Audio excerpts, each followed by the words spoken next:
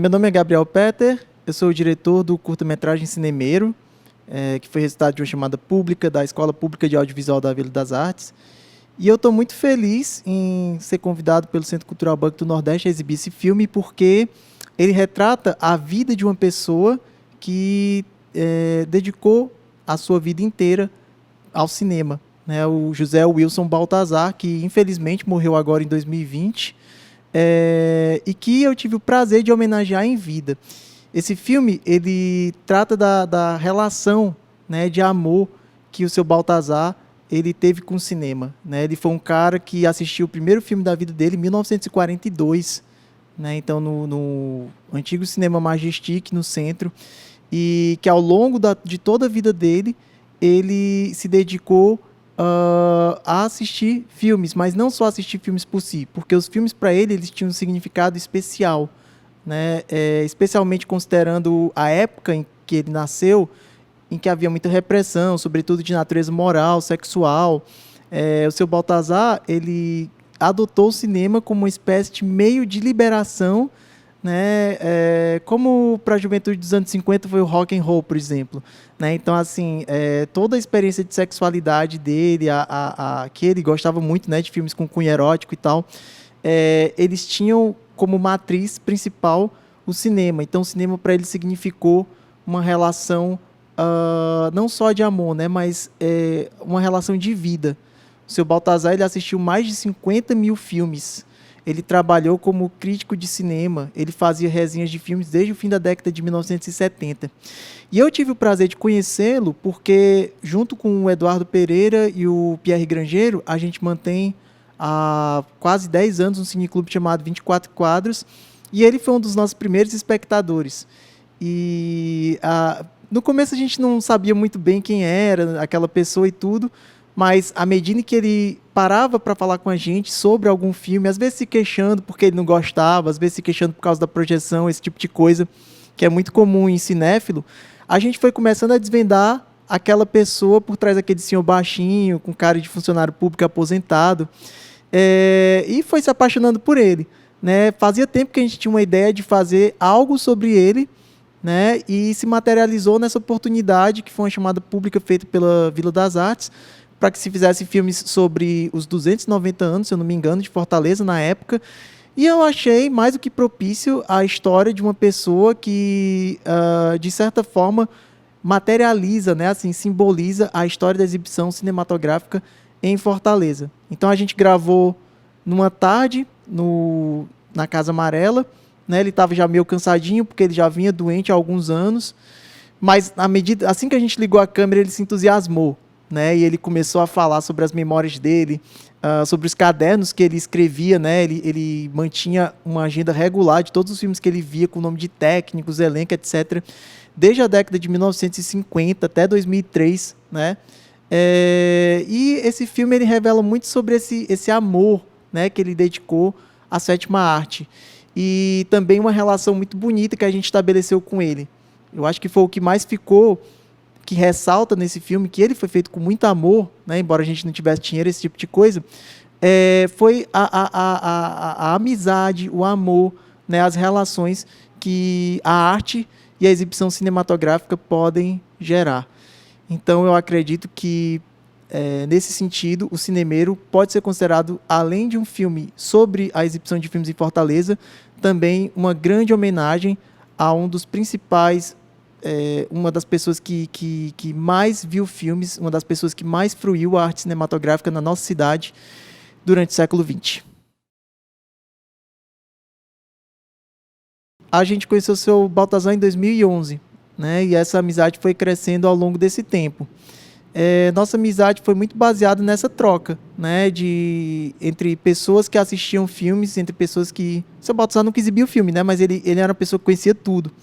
Então, assim, eu acho que sim, o filme é uma grande homenagem a ele, e eu fiquei muito feliz de poder fazer isso durante a vida dele, né? Ele chegou a assistir o filme junto com a família dele, gostou, e também é uma homenagem à nossa amizade, né? Inclusive no fim do filme, não a título de memória, né, porque ele não tinha morrido ainda, eu dedico a ele o filme, né, pelos nossos anos de amizade e aprendizagem. Então eu acho que é nos dois sentidos mesmo.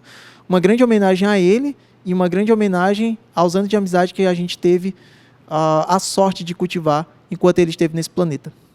O seu Baltazar, ele era um cara muito dado, né? Assim, ele era um cara que, em certas formas, eu me identifico, porque ele gostava muito de falar. E ele gostava muito de falar especialmente sobre o que ele gostava, que era principalmente literatura e cinema.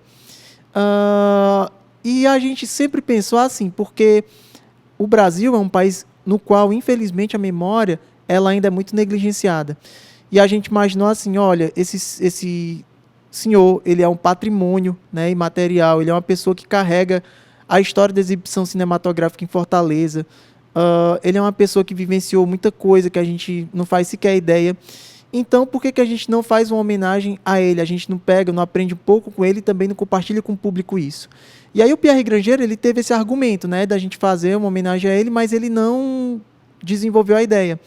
E quando surgiu essa oportunidade, né, dado por essa chamada pública, aí eu fiz questão de fazer isso, né, como eu já expliquei, por conta da homenagem que a gente queria prestar a ele, mas não só, mas também por conta desse acervo de conhecimento, de sensibilidade, porque eu acho que, sobretudo, é o amor que ele dedica aos filmes que é mais interessante. Então, esse elemento sensível que você me perguntou é essa questão, realmente, essa relação amorosa com o cinema. Não é uma coisa de pura assistência de alguém que vai num dispositivo para fruir de uma película durante algumas horas. Assim, cara, quem é produtor e realizador sempre tem muita coisa na cabeça, né? E cada vez, eu acho que é quando a gente vai envelhecendo, né? A gente vai pensando em outras coisas. Cada vez mais eu me interesso pelas relações mais profundas, se é que você me entende. Então, assim, eu tô com 2 projetos. Um que eu venho levando há muito tempo, que é sobre o cantor Paulo Abel do Nascimento, que eu acabei de publicar um e-book, né, em homenagem a ele, graças também a um edital público. E outro é um documentário sobre uma senhora extraordinária que eu conheci há alguns anos, que tinha uma inteligência, tinha ou tem, eu não sei se ela ainda continua viva, uma inteligência extraordinária, mas que tinha um sério problema de adição, né? Ela era usuária de crack. E esse documentário que estou preparando é sobre essa relação entre nós dois, sabe? Que eu vou investigar se ela ainda está nesse plano ou não, né? Então, eu estou desenvolvendo também esses novos projetos. Não sei se vai virar curta, não sei se vai virar longa, porque hoje as tecnologias propiciam, né, que você tenha uma versatilidade nesses formatos, né, nessas coisas todas. Mas sim, eu estou caminhando ainda com outros projetos, firme e forte.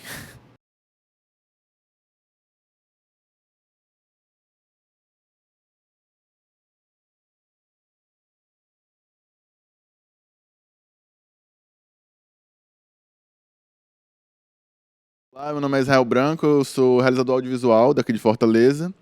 Hoje vocês vão assistir esse filme, que é O Lugar das Perdas, um filme que foi lançado originalmente em 2015, originalmente na mostra Retrospectiva, Expectativa Retrospectiva, ou Retroexpectativa, que às vezes o pessoal chama, no Centro Cultural Dragão do Mar, e que depois ficou em cartaz por um tempo, mais na frente naquele ano, e passou em alguns festivais durante aquele ano também.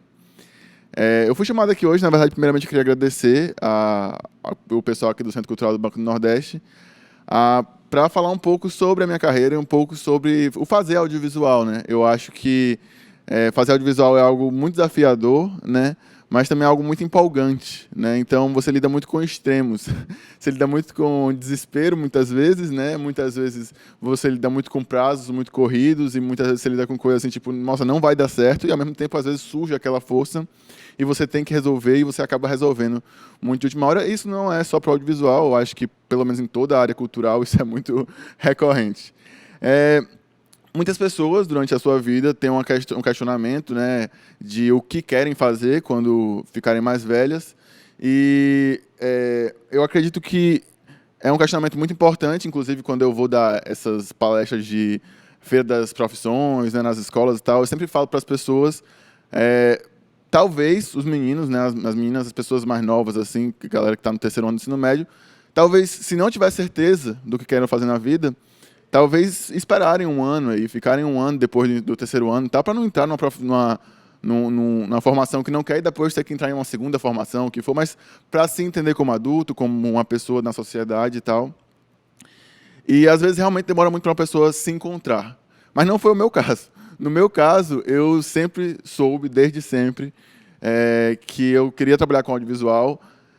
Por muito tempo eu acreditava que era especificamente com cinema, e eu ainda gosto muito de trabalhar com cinema, mas eu acredito que o audiovisual ele é uma peça que ele é uma forma de linguagem, né, que ela vem se moldando a diversos tipos de públicos e a diversos tipos de momentos. Nos dias de hoje, o audiovisual, eu até gosto de considerar ele quase uma pós-história, assim, né? O que divide a pré-história da história é a invenção da escrita. E eu acho que você agora tem a invenção da linguagem audiovisual, que está todo mundo utilizando nos WhatsApps da vida, em vários cantos, né? Que eu acho também que é muito empolgante, se você saber como é que você se expressa corretamente, não só pela linguagem verbal, né? Não só pela linguagem escrita, mas também pela linguagem audiovisual. E com essa linguagem audiovisual você consegue atingir diversos públicos, que pode ser um público de 5 a 7 pessoas, um vídeo familiar, um vídeo pequeno, ou pode ser um público de centenas de milhares ou até milhões de pessoas, né? E eu acho que isso é muito incrível, assim. E eu sou da primeira turma do curso de cinema da UFC, que hoje em dia, ano passado completou 10 anos da primeira turma, que começou a primeira turma, né? A primeira turma foi em 2010. E depois disso eu fui lentamente criando a minha formação e criando mais uma afeição pela área do som e pela área da edição, né? Eu gosto de ter até muito como referencial o Walter Manch, né? Que é um diretor, mas também é um desenhista de som, talvez o primeiro a usar esse termo, desenho de som, né? E um editor também, editor Poderoso Chefão, editor Paciente Inglês e tal. E logo quando eu fui me formar, o meu TCC foi uma pesquisa, não foi uma pesquisa sobre imersão em diferentes formas na sala de cinema, espacialidade sonora, 3D, IMAX, né, tela gigante e tal. Mas logo ali mais perto de eu me formar, eu comecei a fazer o Lugar das Perdas já como sendo uma obra aí de longa duração, onde eu pudesse atingir um público diferente do que seria o público de festivais ou o público né, onde o curta se situa normalmente, né? Apesar de que você também tem muitos curtas na internet, né? Que é um espaço muito bom para curtas, é o espaço da internet. E aí o Lugar das Perdas apareceu, foi uma pessoa que veio dos Estados Unidos, uma amiga minha, e propôs da gente fazer esse filme juntos, né? Fizemos esse filme, demoramos cerca de 15 meses para fazer o filme. O filme foi lançado e depois disso foi muito interessante entender o público que ele atingiu, né? Porque eu acho que uma coisa legal do audiovisual é você ver o teu público e saber o propósito que você atinge. O Lugar das Perdas ele fala sobre relocação, sobre pessoas que saíram de uma área da cidade e foram para outra área da cidade, para um conjunto habitacional, então saíram de uma área de comunidade, uma área que estava infraestruturalmente, né, estava em risco, né? Enfim, há questões também sociais ali, era difícil uma ambulância chegar até o local, enfim. E vai para um conjunto habitacional, onde também tem algumas questões sociais muito fortes envolvidas ali. E não é um nó difícil de desatar, tanto que o filme ele não traz uma resposta para o questionamento. Ele traz uma pergunta para vocês questionar o quão complexa é o planejamento urbano. E nessa frase que eu falei agora, talvez seja meio óbvio o que eu vou falar agora, mas eu não esperava, por exemplo, que o Lugar das Perdas fosse ser abraçado com tanta força pela área de arquitetura e urbanismo, né? Então, hoje em dia, quem procura o filme, quem referencia o filme em trabalhos acadêmicos e tal, não é o pessoal das ciências sociais ou do serviço social, ou mesmo do cinema e audiovisual, mas é o pessoal da arquitetura e urbanismo que usa esse filme como uma referência para falar um pouco sobre questões inerentes à relocação, ao pertencimento de alguém a algum lugar. E aí, depois do Lugar das Perdas, eu acho que a minha carreira foi tomando diversos rumos distintos. Assim, eu sempre fui professor, né? E a partir daquele momento eu passei a dar aula no CUCA, depois na UFC, no Centro Cultural do Bom Jardim, no Porto Iracema das Artes, na Unifor, né? E sempre na área de som ou edição. Cheguei a dar um curso de fotografia aí, mas a minha área sempre é som ou edição para dar aula, e aí acaba que também essa é uma área que eu atuo constantemente, né? A direção é uma área que acontece de vez em quando, mas a área que eu gosto mais de pensar, e eu acho que mesmo como um desenhista de som ou como um diretor, eu gosto sempre de pensar como aquilo vai se encaixar na edição, né? E na edição também eu gosto sempre de pensar, acho que som e edição eles se encaixam muito juntos, assim, nesse sentido. E foi nesse sentido que eu abri, na época que eu estava saindo da UFC, o meu site, que é o audiofilico.com, onde eu coloco diversos conteúdos sobre som, né? Primeiro começou com o conteúdo das minhas aulas, né, sobre diferentes tipos de escuta, pegando os estudos do Michel Chion, né, e diferentes tipos de microfone, diferentes tipos de fone de ouvido, alguns conceitos em geral, análise de alguns equipamentos, apesar de que isso não é o grande foco do site, e hoje está uma coisa mais... Na verdade, hoje não está, né? Ele está há algum tempo sem lançar vídeos, mas logo o ritmo vai ser retomado. Hoje ele está um pouco de a difusão de conhecimentos, algumas pessoas participam, a gente tem um conversas audiofílicas lá, onde pessoas, é tipo um podcast, onde algumas pessoas, a gente conversa um pouco sobre diversos temas relacionados com o som, que pode ser desde legislação, programação, música, cinema, dança, enfim, qualquer coisa que envolva som, e basicamente tudo na vida, de alguma forma, envolve som. E algo que me interessa com relação ao som, porque eu acho que o universo sonoro ele é muito, muito mais do que, por exemplo, o simples apreciar de música, né? Ele é muito mais do que isso. E nessa caminhada também eu tenho feito alguns outros filmes, algumas outras obras, e eu acho que tem sido muito legal entender diversos públicos. Recentemente, por exemplo, eu tenho trabalhado com futebol, e tenho trabalhado com um clube específico aqui do Ceará, que é o Ceará Sporting Clube. E eu tenho feito alguns filmes para eles, algumas coisas que demoram mais tempo para ser feito, e inclusive é um dos poucos clubes, talvez o único clube do Brasil que nesse momento está fazendo obras que a gente chama de espaço qualificado, né? Essas obras que demoram mais tempo para fazer, de forma cíclica. Então você tem uma obra, depois tem outra. Acabamos de lançar uma obra na noite do Natal, e que na noite do Natal a gente já teve dezenas de milhares de pessoas assistindo o filme juntas. E apesar de que é uma coisa meio, né, futebol é uma coisa meio polêmica e tal, né? É também algo que é interessante você ver como que o espírito humano ele se junta, sabe? E é interessante você se entender como alguém que faz parte desse contexto, né? É interessante você falar, poxa, eu fiz algo que fez as pessoas se juntarem, terem uma nostalgia, lembrarem de algo.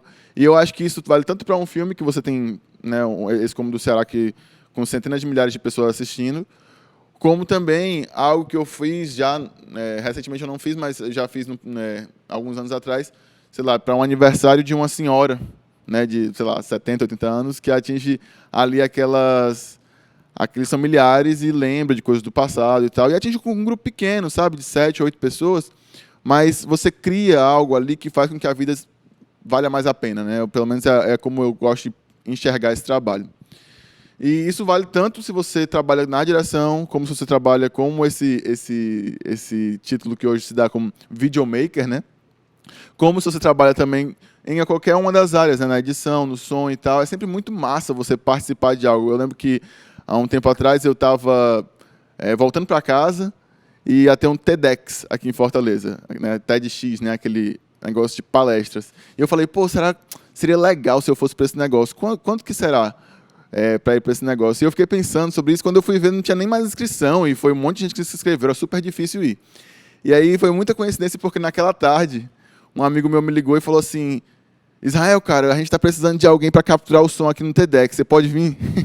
E aí eu pude ir até aquele lugar, eu pude assistir as palestras, fazendo uma coisa que para mim era muito simples, né, que era capturar o som, e numa posição muito privilegiada no meio da plateia, basicamente primeira fileira, e fui pago para ir até lá. Então eu acho que uma das coisas mais legais assim dessa área é porque você está em todos os lugares e você consegue explorar diversos temas, né, diversas questões em geral. Eu já trabalhei com a área da saúde, já trabalhei com a área da construção. Então, assim, é muito interessante você conhecer essas diversas áreas, ter essas trocas de conhecimento. E eu até estava falando aqui antes de começar a gravação que na minha vida eu sou muito tagarela. Eu falo muito. Eu acho que já deu para perceber isso nesse vídeo. Mas eu acho que no cinema eu encontro um lugar de escuta. Eu acho que eu encontro um lugar onde eu consigo perceber diversas histórias e absorver essas histórias. Então, eu acho que é com isso que eu desejo para vocês um bom filme. Eu espero que esse filme seja construtivo. E é isso aí. Um abraço, até a próxima e a gente se vê por aí.